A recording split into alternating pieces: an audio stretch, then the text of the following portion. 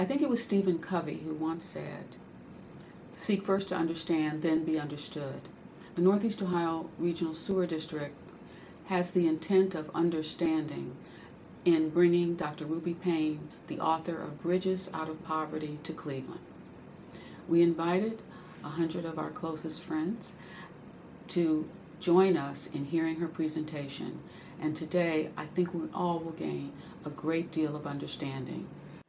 I was professional development director of a school district in Houston, 18,000 kids.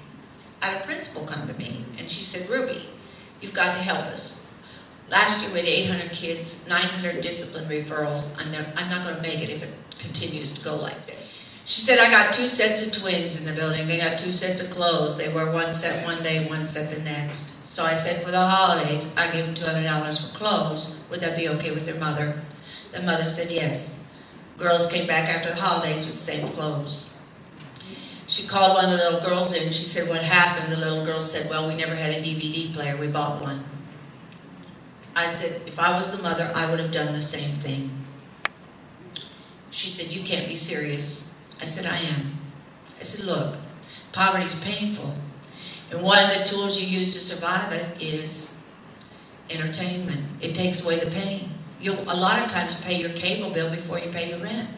I found it very informative. I mean, I come a lot from this background, especially growing up. I saw, I lived a lot of those hidden roles. We know that they do this, but we don't understand why.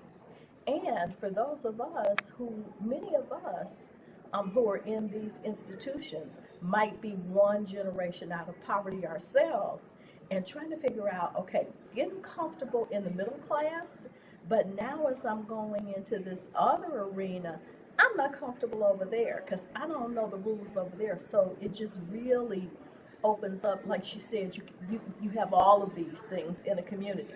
So you really need to understand all the rules across all the spectrums. I certainly feel that we create programs, make some decisions based on our own lens versus the lens of those who are trying to help or assist or serve. And so maybe being truly more client-focused and understanding at their level versus trying to create the rules at our level.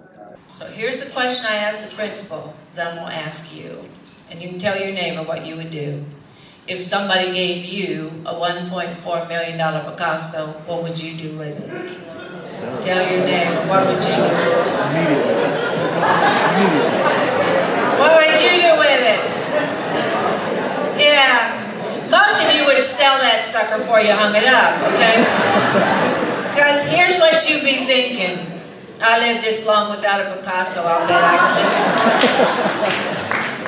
And I said, that's exactly what those girls were thinking about their clothes. In order to make change, I think it's important for all different levels, poverty, middle class, upper class, to understand each other, understand hidden rules. And if you have that transparency, we can kind of thrive as a community as a whole. So I think it's needed. I wish that her message could get out to the broader community, and so maybe this presentation today could act as a stepping stone to something bigger.